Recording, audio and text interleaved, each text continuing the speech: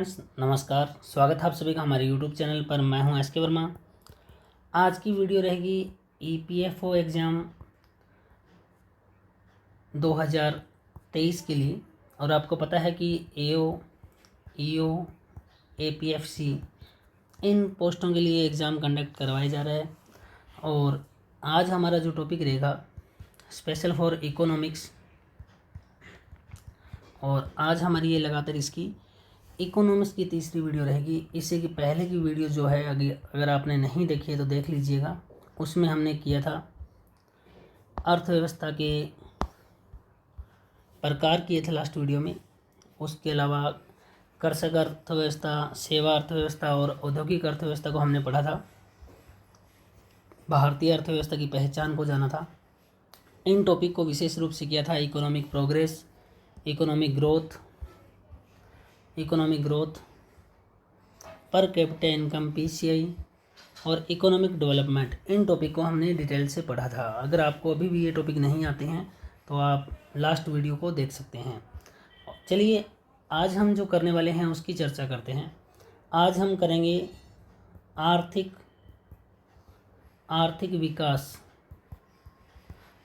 विकास के मापन की विधियाँ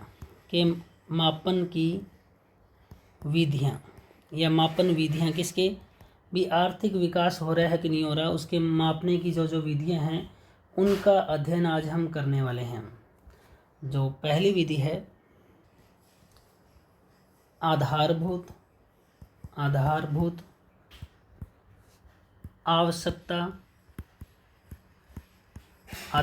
आवश्यकता दृष्टिकोण। सबसे पहले हम इसके बारे में जानते हैं क्या है आधारभूत आवश्यकता दृष्टिकोण। सबसे पहले जानिए कि इसका प्रतिपादन किसके द्वारा किया गया। तो इसका जो प्रतिपादन है ILO द्वारा किया गया। ILO, देखिए ILO के बारे में बता देते हैं।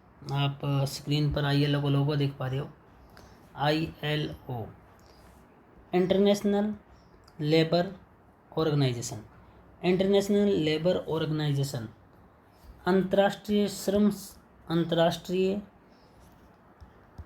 यहाँ लिख देते हैं ILO, अंतर्राष्ट्रीय श्रम संगठन। यानी ये जो है आधारभूत आवश्यकता दृष्टिकोण, इसका प्रतिपादन किसके द्वारा किया गया? ILO के द्वारा किया गया। और ILO में भी किसके द्वारा प्रतिपादन? ILO में हर एक यानी एक तरीके का एक सम्मेलन होता है ILO का, और इस सम्मेलन का नाम है WEP। ILO का एक सम्मेलन है WEP। WEP क्या है वो देखिए, आप स्क्रीन पर देख पा रहे हो, ये रहा WEP, वर्ल्ड एम्प्लॉयमेंट प्रोग्राम। इनका जो 50वां प्रोग्राम है वो हुआ था 4 जून 2019 को जनेवा के अंदर। ILO हेडक्वार्टर है, उसके रूम नंबर 2 में हुआ था ये। यानी ILO का हेडक्वार्टर कहाँ है? जनेवा में है। तो 50वां ये हुआ था। तो WEP समझ गए, वर्ल्ड एम्प्लॉयमेंट प्रोग्राम। तो ILO का यह सम्मेलन हुआ था, कौन सा? ये WEP, वर्ल्ड एम्प्लॉयमेंट प्रोग्राम। इसको हिंदी में बोलते हैं विश्व रोजगार सम्मेलन।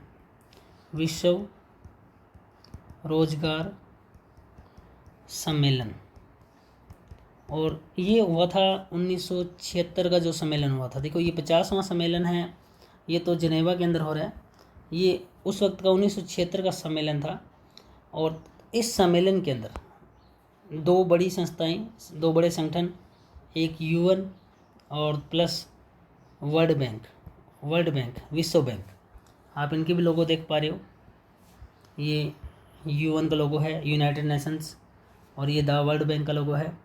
इन दोनों के सहयोग से इन दोनों ने मिलकर किसका एक तरीके में प्रतिपादन किया?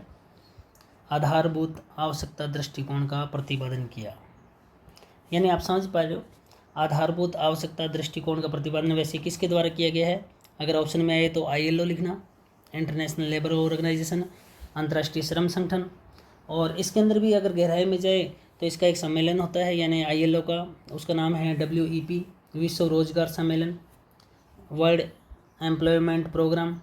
और इस प्रोग्राम में 1976 में जो ये सम्मेलन हुआ था, उस सम्मेलन में यूनाइटेड नेशन और वर्ल्ड बैंक दोनों ने मिलकर, इनके दोनों के सहयोग से आधारभूत आवश्यकता दृष्टिकोण का प्रतिपादन किया गया।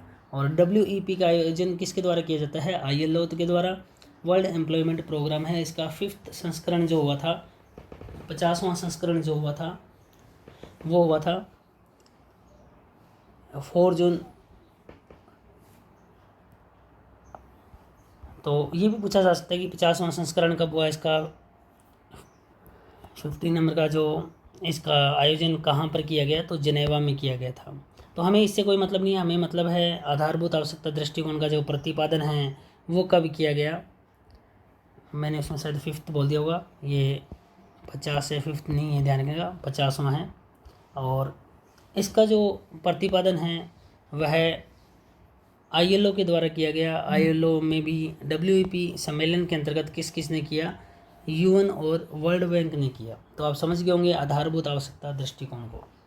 अब आगे हम चलते हैं, हमारा नेक्स्ट, हम मापन विधियां कर रहे हैं किसके? आर्थिक विकास के मापन की विधियां। ये आर्थिक विकास कैसे हो रहा है कि नहीं हो रहा, उसके मापन की विधियां हम पढ़ रहे हैं। अगला जो है मापन की एक विधि है, नाम है जीवन की भौतिक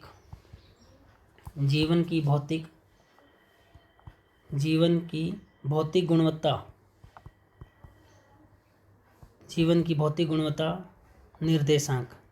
एक निर्देशांक है भी, एक ग्राफ है, जीवन की भौतिक गुणवत्ता निर्देशांक। इसके द्वारा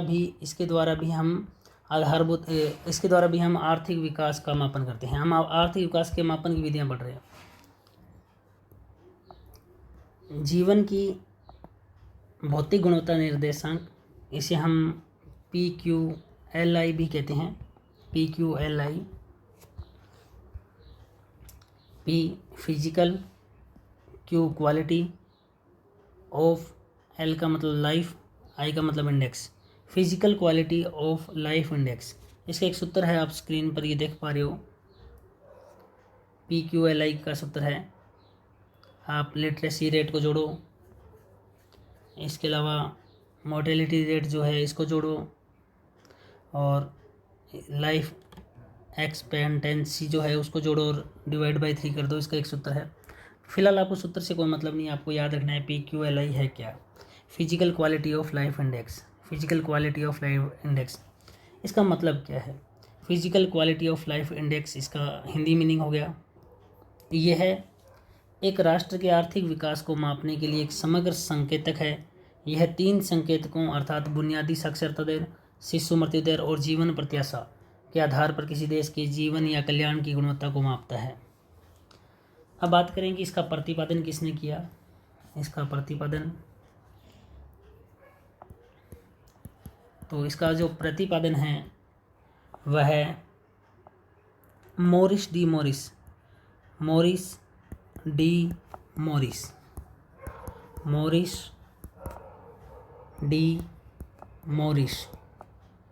के द्वारा किया गया। इसका प्रतिपादन यहाँ लिखा हुआ है, physical quality of life index PQLI। Physical quality of life index PQLI was developed by famous economist Morris David in 1979 for 23 development and developing countries. तो मॉरिस डी मॉरिस बोल दो, मॉरिस डेविड मॉरिस बोल दो, इसके द्वारा किया गया। और ये जो आधारित है, आपको बता ही दिया, जीवन प्रत्याशा प्लस शिशु मृत्यु दर प्लस साक्षरता दर, इन तीनों को मिलाकर ही इसका निर्माण किया गया। ये यहाँ पर अपने सूत्र में जो लिखा था, तीनों लिखा था, ठीक है। और यहाँ भी लिखा हुआ ये रहा, life expected rate LEI, infant mortality rate, basic literacy rate, ठीक है। इनको सबको मिला के इसने इसे यूज किया है PQLI, physical quality of life index. तो कुल मिला के हम जो पढ़ रहे हैं ना, हम पढ़ रहे हैं आर्थिक विकास के मापने की विधियाँ। तो पहली विधि हमने पढ़ी थी आधारभूत आवश्यकता दृष्टिकोण WEP को। दूसरी विधि जो है PQLI physical quality of life index, इसके बारे में। अब तीसरी के बारे में चलते हैं, थर्ड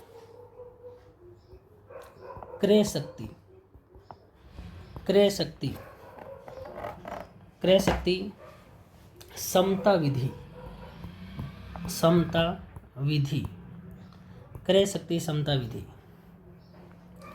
क्रय शक्ति समता विधि। क्रय शक्ति समता विधि, इसे हम पी से भी लिखते हैं। PPP का अर्थ हुआ परचेजिंग पावर पैरिटी। क्रय शक्ति समता। क्रय शक्ति समता है क्या, देखिए। सर्वप्रथम इस विधि का प्रयोग 1993 के अंदर IMF के द्वारा किया गया। सबसे पहले इसका प्रयोग किसके द्वारा किया गया, 1993 में अंतर्राष्ट्रीय मुद्रा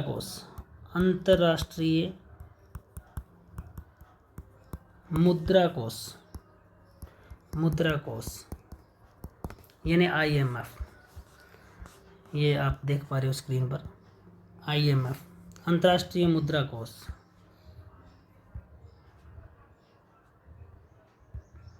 इंटरनेशनल मॉनेटरी फंड, अंतर्राष्ट्रीय मुद्रा कोष। सबसे पहले 1993 में PPP का इस्तेमाल किसके द्वारा किया गया, IMF अंतर्राष्ट्रीय मुद्रा कोष के द्वारा किया गया। वर्तमान में विश्व बैंक जो है, वर्ल्ड बैंक, आपको हमने वर्ल्ड बैंक का लोगो दिखाया था, ये रहा द वर्ल्ड बैंक। तो वर्तमान में विश्व बैंक जो है ना, वर्तमान में विश्व बैंक विभिन्न देशों के रहन सहन के स्तर की तुलना तथा गरीबी दर के मापन के लिए कर रहा है। मतलब कि वर्तमान में इस विधि का प्रयोग PPP का प्रयोग कौन कर रहा है, वर्ल्ड बैंक कर रहा है। किस लिए कर रहा है, क्या काम कर रहा है वर्ल्ड बैंक, वह विभिन्न देशों में अलग अलग जितने भी देश हैं उनके रहन सहन के स्तर की तुलना कर रहा है और गरीबी की जो दर है, गरीबी दर, उसके आधार पर ये गरीबी दर की मापन के लिए इसका प्रयोग यूज कर रहा है। यहाँ लिखा हुआ है purchasing power the value of a currency expressed in terms of the number of goods और service that 1 unit of money can buy. देखो, आपके 100 रुपये अमेरिका का इसके बराबर की मनी से आप कितनी वस्तुओं को खरीद पा रहे हो, यानी वस्तुओं को खरीदने की जो पावर है आपकी मनी के अंदर, वो कितनी है।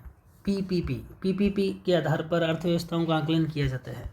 जैसे कोई अर्थव्यवस्था PPP के आधार पर 3 नंबर है, कोई 4 नंबर है, कोई 1 नंबर है, इस तरह से PPP के आधार पर आकलन किया जाता है। और इसका प्रतिपादन आपको बता दिया international IMF international monetary fund द्वारा किया गया, अंतर्राष्ट्रीय मुद्रा कोष IMF द्वारा। चलिए आगे नेक्स्ट हम पढ़ रहे हैं आज आर्थिक विकास के मापन की विधियों को पढ़ रहे हैं। 3 विधियां हम पढ़ चुके हैं, चौथी विधि पर चलते हैं। आर्थिक विकास के मापन की विधियों में चौथी विधि है, देखिए नेक्स्ट विधि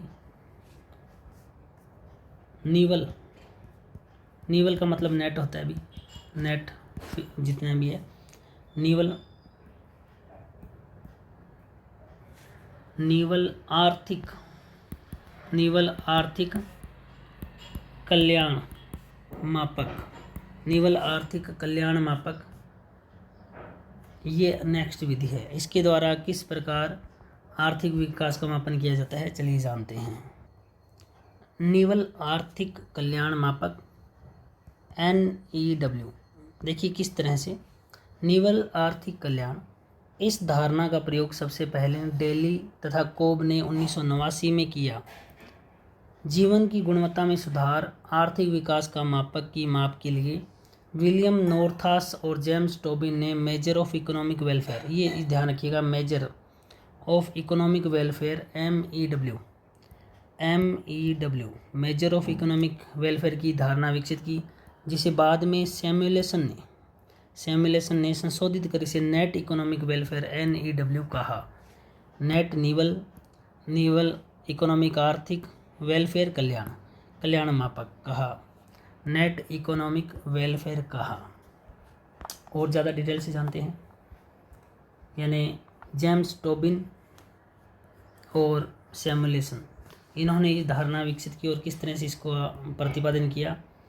आर्थिक नीवल कल्याण, हिंदी में लिखा गया है, इंग्लिश में नेट इकोनॉमिक वेलफेयर। इसके इक्वल क्या होता है? GNP ग्रोस मतलब सकल, ग्रोस नेशनल प्रोडक्ट, सकल राष्ट्रीय उत्पाद यानी GNP में किस किस को घटा दो? उत्पादन की छिपी लागत प्लस आधुनिक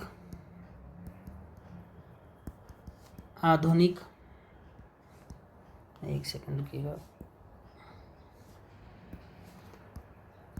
आधुनिक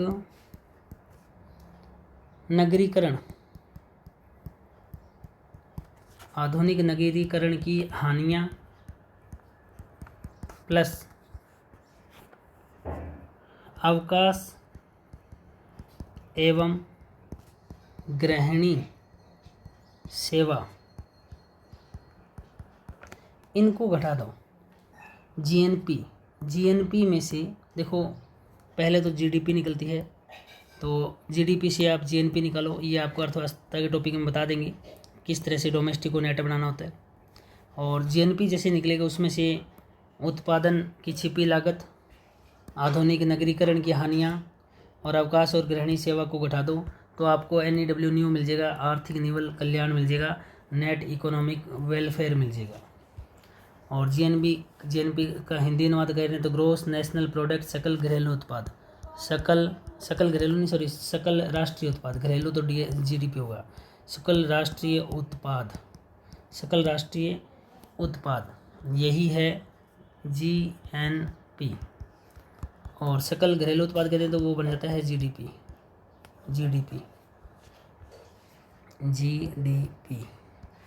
चलिए, ये आपको बता दिया NEW क्या है। तो कुल मिला के निवल आर्थिक कल्याण NEW जो है, नेट इकोनॉमिक वेलफेयर, यह है आर्थिक विकास को मापन की एक विधि है। तो फिलहाल आज की वीडियो में हमने क्या जाना, ये अभी तक कंप्लीट नहीं हुआ है, ध्यान रखिएगा। आज की वीडियो में हमने जाना आर्थिक विकास के मापन की विधियों को। सबसे पहले हमने जाना आर्थिक आधारभूत आवश्यकता दृष्टिकोण क्या है, उसके बाद जीवन की भौतिक गुणवत्ता निर्देशांक PQLI को जाना, उसके बाद में हमने PPP क्रय शक्ति क्षमता विधि को जाना है, और फिर हमने जाना NEW निवल आर्थिक कल्याण को। इन सारों का प्रयोग करके हम आर्थिक विकास को समझ सकते हैं। तो आर्थिक विकास के लिए हम इनका अध्ययन कर सकते हैं। हालांकि और भी विधियां हैं, लेकिन हम इस वीडियो में नहीं करेंगे, वो नेक्स्ट वीडियो में हम इसी का अगला पार्ट लेके आएंगे, यानी आर्थिक विकास के मापन की और आगे की विधियों को हम नेक्स्ट वीडियो में देखेंगे। आज की वीडियो कैसी लगी हमें कमेंट करके ज़रूर बताएं। वीडियो अच्छी हो तो लाइक करें, शेयर करें। आज की इस वीडियो में इतना ही। नेक्स्ट एक अन्य वीडियो में फिर मुलाकात होगी, तब तक के लिए बाय, टेक केयर।